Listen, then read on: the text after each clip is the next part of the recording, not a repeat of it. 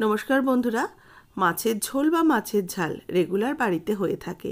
একই রকম মশলা দিয়ে একটু অন্যরকম পদ্ধতিতে যদি রান্না করা যায়, দেখবেন সেটার স্বাদও হয় একদম অন্যরকম। আজকে বানাচ্ছি রুই মাছের লেজার দম। দেখুন, এখানে আমি 5 পিস রুই মাছের লেজা নিয়েছি। এটা কাতলা মাছের লেজা দিয়েও হয়, আবার রুই মাছের লেজা দিয়েও হয়, কিংবা যে কোনো মাছের এমনি যে পিস হয় সেই মাছের পিস দিয়েও কিন্তু রুই বা কাতলা মাছের নর্মাল যে পিস তৈরি হয় গাদা পেটি, সেটা দিয়েও এইভাবে করতে পারেন। লেজাগুলোকে আমি গা থেকে একটু চিড়ে নিয়েছি, যাতে লেজার ভেতরে একটু বেশ সুন্দর নুন মশলা সমস্ত কিছু ফ্লেভারটা ঢোকে। লেজাগুলোকে একটু লবণ আর হলুদ দিয়ে মাখিয়ে নেব। আমি এখানে 1/2 চা চামচ লবণ আর 1/2 চা চামচ হলুদ গুঁড়ো দিয়ে দিচ্ছি। দিয়ে ভালো করে লবণ আর হলুদ দিয়ে লেজাগুলোকে যেরকম মাছ মাখানো হয় মাছের মধ্যে লবণ হলুদ দিয়ে একইভাবে সেগুলোকে মাখিয়ে নেব। মাছের যে গায়ে কাটটা দিয়ে নিয়েছি, সেই কাটা জায়গাটার মধ্যেও একটু লবণ হলুদগুলো আঙুল দিয়ে দিয়ে ঘষে দেব, যাতে ভেতর অবধি লবণটা চলে যায়। মাছের মধ্যে লবণ হলুদ মাখানো হয়ে গেছে। এইভাবে 5 মিনিট রেখে দেব। একটা মশলা তৈরি করে নেব। মশলা তৈরি করার জন্য মিক্সিং জারে নিয়ে নিচ্ছি প্রায় 10 কোয়া মতো রসুন, 1/2 ইঞ্চি পরিমাণ আদার টুকরো নেব, 2টো কাঁচা লঙ্কা। কাঁচা লঙ্কাগুলোকে একটু ভেঙে দিয়ে দিচ্ছি। এর সাথে নেব একটা টমেটোর অর্ধেক, যেহেতু টমেটোটা একটু বড় ছিল সেই জন্য অর্ধেক দিচ্ছি। তার সাথে দিচ্ছি 2-3টে শুকনো লঙ্কা। এবার একটু জল দিয়ে এটাকে ভালো করে পেস্ট করে নেব। মশলাটা বেটে সাইডে রেখে দেব। এবার কড়াইতে দিয়ে দিচ্ছি 3 চামচ মতো সরষের তেল। তেলটাকে ভালো করে কড়াইয়ের গায়ে লাগিয়ে গরম করে নেব। তেলটাকে কিন্তু মাছ ভাজার জন্য বেশ ভালো করে গরম করে নিতে হবে। প্রথমে আমি একটা মাছ ভাজা দিয়ে দিচ্ছি, তারপরে একটা দুটো করে বেশি করে দেবো। প্রথমে একটা দিয়ে নিলে কিন্তু মাছের গায়ে মাছটা লেগে যাওয়ার সম্ভাবনা একদমই থাকে না, ভাজা যায়। আর যেহেতু লেজা কিন্তু বেশ সময় ধরে ভাজতে হয়, কারণ লেজা একটু কড়া করে ভাজা না হলে লেজার কাঁটাগুলো ভীষণ বিরক্ত করে, খেতেও খুব একটা ভালো লাগে না। সেই জন্য মাছটাকে আমি বেশ ঘুরিয়ে ফিরিয়ে চারদিকটাকে বেশ মুচমুচে করে লাল করে ভেজে তুলে রাখবো। এই লেজাটা কিন্তু আমি বেশ ভালো করে ভেজে নিয়েছি। এটাকে তেলটা ঝরিয়ে উঠিয়ে রেখে দিচ্ছি। দিয়ে বাদবাকি যে মাছের লেজাগুলো রয়েছে সেগুলো আমি একটা একটা করে ভেজে নেব। তবে এবারে আমি আর একটা করে দিচ্ছি না, আমি 2টো করে ভেজে নিচ্ছি। তেল খুব ভালো করে গরম হয়ে গেলে কিন্তু মাছগুলো লেগে যায় না। সেই জন্য প্রথমেই, যেহেতু তেলটা একটু হালকা গরম থাকে, সেই কারণে কিন্তু আমি একটা মাছ আগে ভেজে নিলাম, তারপরে এরকমভাবে ভেজে নেব। এই লেজাগুলোকেও বেশ চারিদিকটা লাল করে সোনালি করে ভেজে তুলে রেখে দেব।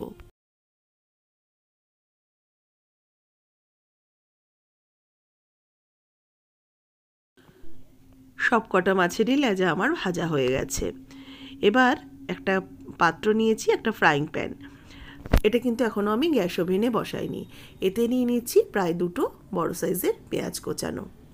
পেঁয়াজের পরিমাণটা মোটামুটি মাছের আন্দাজে দিলাম। এর মধ্যে আন্দাজ মতো লবণ দিয়ে দিলাম, মানে এখানে 1 টিস্পুন লবণ দিলাম। লবণটা দিয়ে পেঁয়াজটাকে এবার ভালো করে চটকে মেখে নেব, যাতে পেঁয়াজটা বেশ নরম হয়ে যায়। একটু হাতে জোর দিয়ে কিন্তু পেঁয়াজটাকে মাখতে হবে, আর পেঁয়াজের রসটা যাতে বেরিয়ে গেলে পেঁয়াজটা বেশ নরম হয়ে যাবে।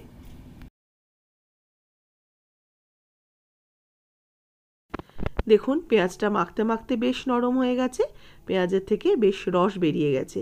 তবে এই পেঁয়াজের জলটা কিন্তু একদমই ফেলে দেব না, এটা এর মধ্যেই ব্যবহার করে।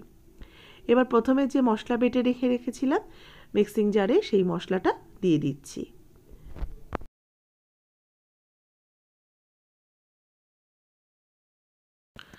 এবার এর মধ্যে দেবো 1 চা চামচ হলুদ গুঁড়ো, দেবো শুকনো লঙ্কার গুঁড়ো 1/2 চা চামচ, মানে এটা কাশ্মীরি লাল লঙ্কার গুঁড়ো দিলাম 1/2 চা চামচ। 1/2 চা চামচ দিচ্ছি জিরের গুঁড়ো, আর 1 চা চামচ দিলাম ধনের গুঁড়ো। 1/2 চা চামচ দিলাম শাহি গরম মশলার গুঁড়ো। দিয়ে ভালো করে এটাকে মেখে নিয়েছি।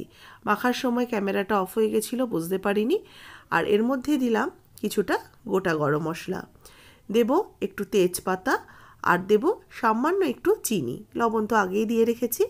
আরেকটা জিনিস দিয়েছি, যেটা হচ্ছে লেজাটা যে ভেজেছি, বাদবাকি যে তেলটা ছিল মাছ ভাজার, সেই মাছ ভাজার তেলটা কিন্তু এর মধ্যে অ্যাড করেছি।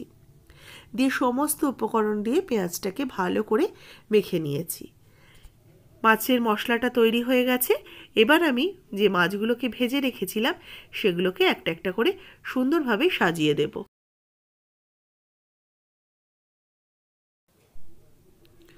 দেখুন, এইভাবে মাছগুলোকে মশলার মধ্যে দিয়ে এবার এই নিচের দিকের যে মশলাগুলো রয়েছে সেগুলোকে মাছের ওপর থেকে একটু লাগিয়ে নিচ্ছি। একই রকম মশলা এই দিয়েই কিন্তু আমরা মাছের ঝোল ঝাল রান্না করা হয়। এবার সেই মশলাটাকেই একটু অন্যরকম পদ্ধতিতে যখন রান্না করবেন তার স্বাদ একদম ডিফারেন্ট হবে। এইভাবে কিন্তু মাছ রান্না করেও দেখতে পারেন, খেতে কিন্তু অসম্ভব ভালো হয়। এবার একটুখানি হাত ধোয়া জল দেব। সামান্য একটুখানি মশলার যে জারটা ছিল তার মধ্যে সামান্য একটু জল দিয়ে আমি একটু জল দিয়ে দিলাম, যেটাকে আগেকার দিনে বলা হতো যে হাত ধোয়া জল। সেই হাত ধোয়া জল আমি ভালো করে একটুখানি ছিটিয়ে দিলাম, যাতে তলা থেকে ধরে না যায়। খুব বেশি কিন্তু জল দেওয়া হবে না, এটা একদম টোটালি দমে রান্না হবে। এবার 3-4টে চেরা কাঁচা লঙ্কা ওপর থেকে সাজিয়ে দেব। গ্যাস ওভেন অন করে মাছের কড়াইটা বসিয়ে দেব গ্যাস ওভেনের ওপরে। এবার দেখুন, এটাকে মিডিয়াম টু হাই ফ্লেমে রেখে এটাকে ঢাকা দিয়ে প্রথমে আমি 5 মিনিট রান্না হতে দেব।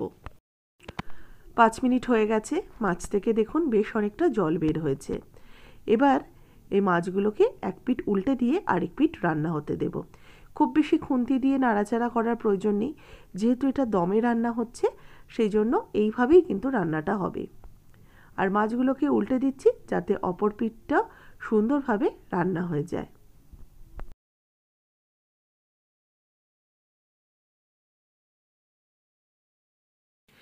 এটাকে আবারও আমি 5 মিনিটের জন্য এই পিঠটা ঢাকা দিয়ে রেখে দিলাম। 5 মিনিট হয়ে গেছে, ঢাকাটা খুলে নেব। দেখুন, গ্রেভিটাও কিন্তু অনেকটা গাঢ় হয়ে এসছে। যেহেতু দম, একটু বেশ গা মাখা তো হবেই। আর সুন্দর একটা গরম মশলা গুঁড়োর, পেঁয়াজ রসুনের একটা খুব সুন্দর একটা বেশ মাংসের মতো ফ্লেভার বেরিয়েছে। একটু নাড়াচাড়া করে নিচ্ছি যাতে তলাটা ধরে না আসে, যেহেতু গ্রেভিটা অনেক কিন্তু শুকিয়ে এসছে। এবার আমি কি করব, ওপর থেকে বেশ খানিকটা ধনেপাতা কোচানো অ্যাড করে দিচ্ছি। আর নাড়াচাড়া করব না, গ্যাসের ফ্লেম অফ করে ঢাকা দিয়ে 10 মিনিট এটাকেও দমে রেখে দিচ্ছি। 10 মিনিট পর ঢাকাটা খুলে নেব। একটু ঠান্ডা হওয়ার পর 10 মিনিট হয়ে যাওয়ার পর আমি এটাকে ঢাকাটা খুলে নামিয়ে নিচ্ছি। দেখুন, রুই মাছ বা কাতলা মাছের লেজা দিয়ে তৈরি করুন এই রকম একটা দম। রেসিপিটা কেমন লাগলো অবশ্যই জানাবেন। গরম গরম ভাতের সাথে একদিন খেয়ে দেখবেন, আশা করি আপনাদের ভীষণ ভালো লাগবে। একটু অন্যরকম স্বাদের একটা মাছের রেসিপি। ভালো লাগলে লাইক দেবেন, শেয়ার করবেন, একটু কমেন্টস করে জানাবেন আজকের রেসিপি আপনাদের কেমন লাগলো। আর যদি আপনাদের কাছেও নতুন নতুন কোনো রুই বা কাতলা মাছের রেসিপি থাকে যেটা চটজলদি তৈরি হয়ে যায়, অবশ্যই আমাকে সেই রেসিপিটা কমেন্টস বক্সে জানাবেন। ভালো লাগলে লাইক দেবেন।